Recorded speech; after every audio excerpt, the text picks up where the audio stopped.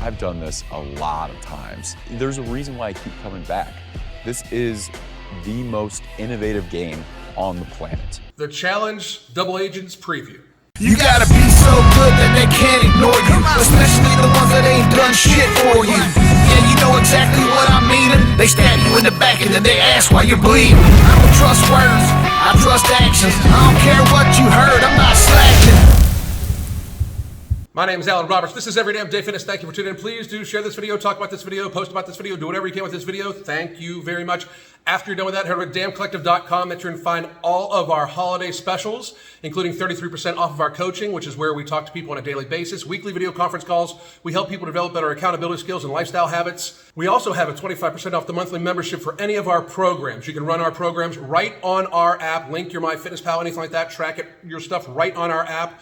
You can set up habits for yourself. You can use the calendar. You can track all of your metrics on there, everything like that. So you should check that out. Thank you very much. So any of you that have been watching my channel for a while know I'm a huge fan of the show on MTV called The Challenge. I think it is interesting reality TV. I mean, it is set up. It is very set up. Like I've said for a long time, I believe that they're kind of keeping certain cast members that have historically been on off of the show in order to help certain cast members win. I mean, they did it with Johnny Bananas for season after season. Fucking be real. But also, I think that they do it like with cast members that I don't think will necessarily align. Like you see some faces come and go that you wonder why they left. But we are going to go through line by line. Basically, we're going to go through all the contestants. And if I don't know much about them, I'm just going to say I don't fucking know much about them because it really is kind of irrelevant. I do have a little spoiler. Don't know the results of the show, but I found out something that happened through mutual friends that we will probably be discussing throughout the course of this fucking video because it's very fucking typical of the show. Anyway, so we're going to start with the veterans and we're just going to go right through their website. I'm just going to record the screen right from their website and put it on here for you guys. This is Aneesa. Aneesa's been on for a long time. I absolutely out and out laughed at her the bio they gave her with her razor sharp puzzle skill. You know, in Savvy Social Game. Here's reality. Aneesa's been on a long time and she's like a fan favorite, I guess. She's not winning. She's not designed. I believe that Double Agents is paired. They're going to be pairing people together. People are going to be dreading to have her as a partner as they did last season, season 4. And the reason is even though she may be able to compete, get to or even finish a final, she's not going to win it. But she also gets way in her feels and stuff like that. Her social game is much weaker than she feels. She gets invited back because she's entertainment, but very realistically, and this is just the red pill for the MTV cast crew, she's probably the least threatening female competitor for other female competitors. And if she is coupled with a male competitor, that person's gonna have to pull a lot of the weight. This is Ashley Mitchell. Ashley Mitchell is my front runner to take home the title if she is paired with any decent male. If she is paired with any decent male who can follow her fucking instructions, I think she's going to win. She is physically underestimated by most of the other competitors, I believe. They think she's just a runner. I've seen her compete and physically perform pretty fucking well. Her social game is fucking sharp, and she's witty and shit like that, and she plays a much better behind-the-scenes game, I think, than what people think, because you can see her not get mentioned, even though she's a loud personality, which is fucking awesome. So she's my front runner. She's like the second biggest prize-winning person of the game. She won $1 million at one time.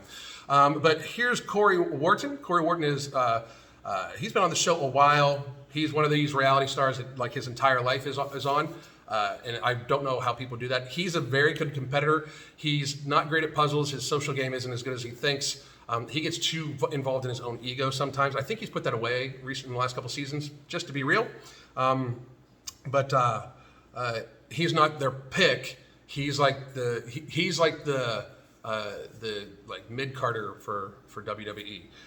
Chris CT Tamburello. I'm going to make sure I pronounce that man's name right for multiple reasons. One, he is my absolute front runner if he is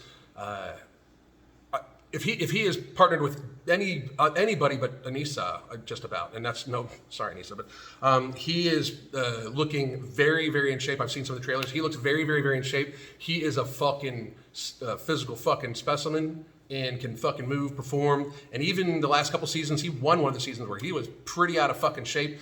I don't know what he goes. I think he's like 6'2", 6'3", probably goes like 220 if he's in shape. Big fucking man, and great at puzzles.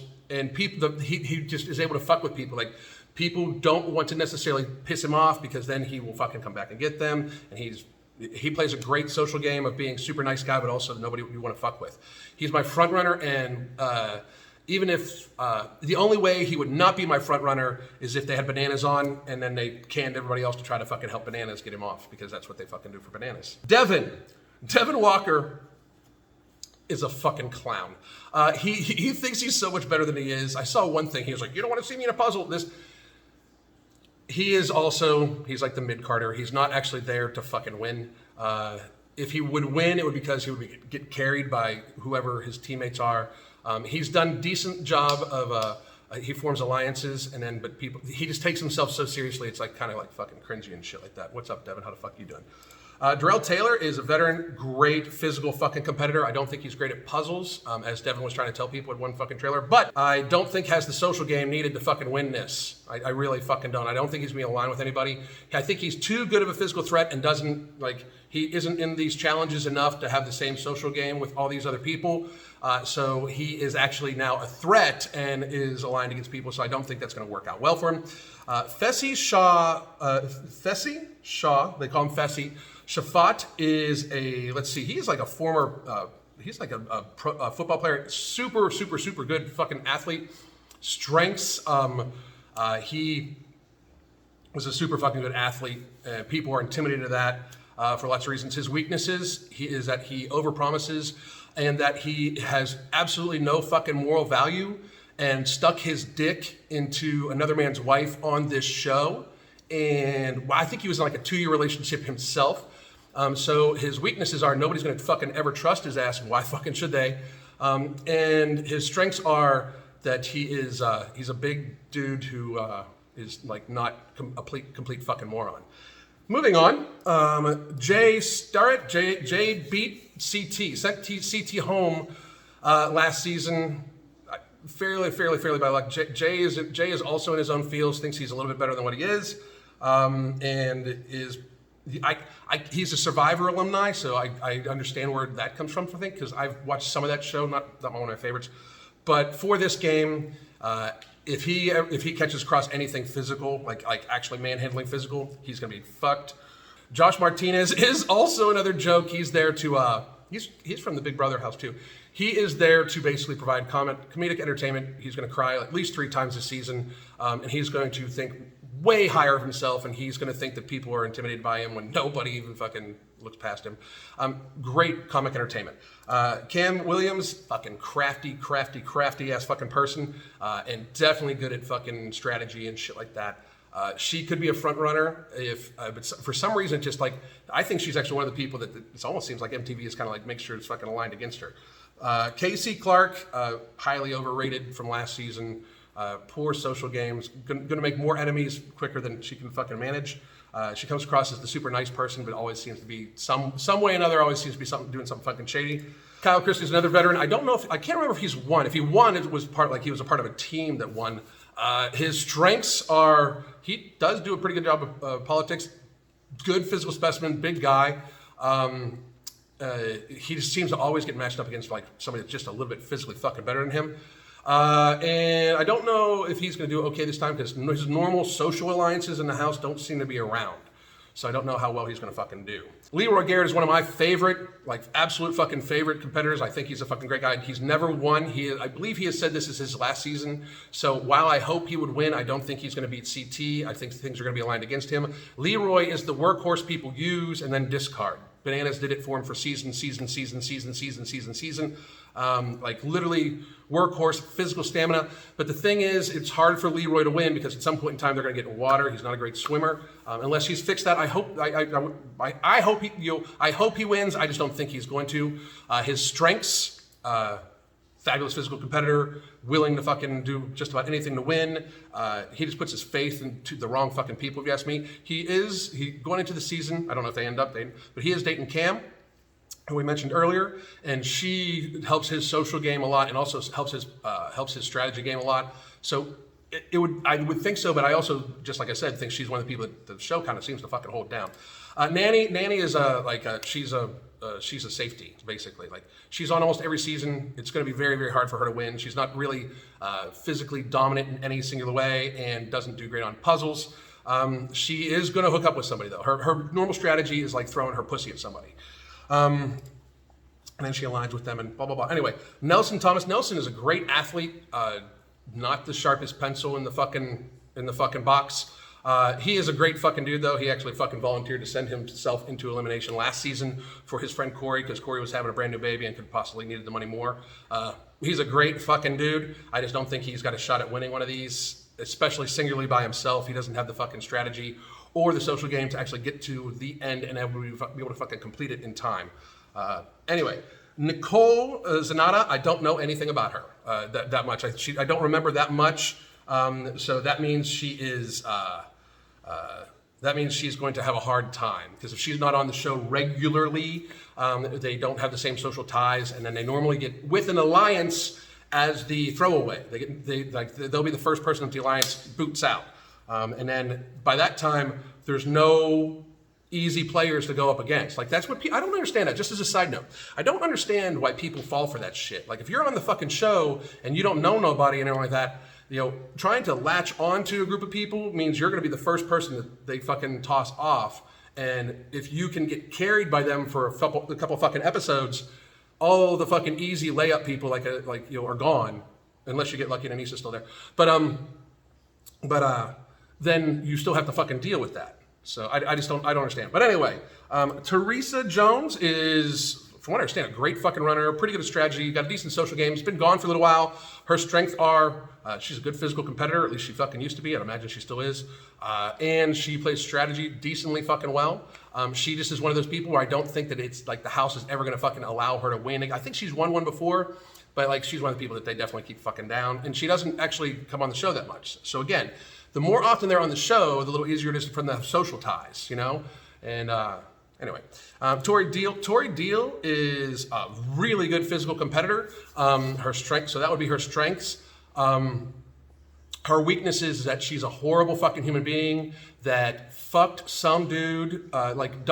They documented this season of her cheating on her fucking husband, like developing another relationship with somebody else.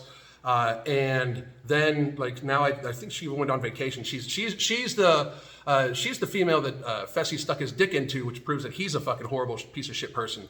But she is a horrible piece of shit person multiple fucking times, because this whole scenario where she goes to the challenge house and hooks up with a guy who is a physically dominant competitor. She was dating some guy on her like second season. Like, she was there on her first season with somebody. She was dating the guy on the second season and hooked up with Jordan. And like, that's the fucking thing. Okay, like, just as a newsflash, you guys are all reality stars, but you're not fucking children anymore. Like, this isn't like, oops, mistake. Oh, I fell in love. No, you're just a fucking shitty ass fucking person.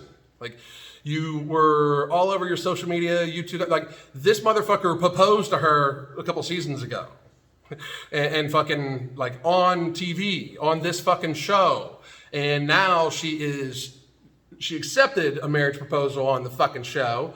And now she's ending that marriage on the fucking show.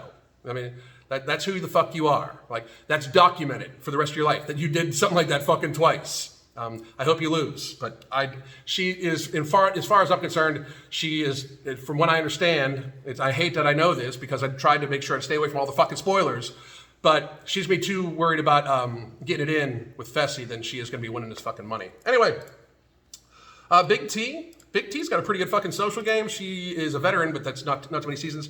She's got a pretty good fucking social game, and she got injured last season or something like that, but she's a decent physical competitor. Her weaknesses are that she is like the kind of person, like, nobody's gonna like push her forward or actually support her. And in order to be like the winner, most of the times you have to be like a dominant front runner, and that's not happening. Wes Bergman's is, he's fucking royalty when it comes to this shit. I think that Wes's social game is weaker than he thinks, because he spreads himself super fucking thin and everybody knows what his fucking social game is. And it's caused him to get fucking season after season after season dicked, and he dicks himself. He's super intelligent, decent like, he's a great fucking swimmer, decent athlete, super fucking intelligent, like fucking They're good at manipulating people. The problem is, what he doesn't, I think, understand is that while he manipulates this person, other people see him doing it, and that's what fucks you up. But anyway, we're gonna move on. Rookie Amber Barzota, I have no idea who she is. Amber Martinez, no idea who she is. Gabby Allen, no idea who she is. Joseph Allen, no idea who he is. Leo Rush is a fucking WWE superstar. I don't know how well he'll do, but he's obviously a physical competitor, and I believe that he will fucking be able to deal with some of the fucking drama too. Then we got Lolo Jones. We're gonna put Olympic athletes on now, like fucking. The thing is, it's like that you can tell who they fucking pick. She could be a front runner. I believe that the only reason why she wouldn't be is because her social game would be pretty fucking weak. I believe that people are going to use her to try to eliminate other strong women. Like they're going to try, like she is going to be used to try to eliminate other strong women for the women that are going to win. If I was, personally, that's what I would fucking do. The rest of them, I have no idea. Namvo, his name sounds familiar, but I have no idea who they really are. And frankly, they really have no chance unless they are coupled with a veteran that actually is going to have a chance of winning. The rookies have very, very little chance. I believe the last time a rookie really won was with Turbo. He's not on this season, and he's also one of the most overrated players ever. Like the first season, everybody's like, "Oh my god, he won his rookie season." That's because nobody had any idea how to fucking deal with that motherfucker. By the way, and I know he's not even this season. I'm just fucking tossing a shot because I think he's massively overrated. You have to be able to fucking not be a fucking freak and freak out and fucking get kicked off the fucking game. And that's what this motherfucker did. I mean, and that's how he would get kicked off every time. People would just fucking pick at him until he blows up and gets sent off the fucking game because they don't allow physical violence between fucking people. That's what I would do at least. That's the thing. Like fucking, these kids think they got it fucking all figured out when I think that most people from YouTube Fitness would just fucking make them look fucking pathetic. Now, to those MTV fans of the people that I just talked some shit on, or MTV casting crew, or the actual people, here's my fucking thing.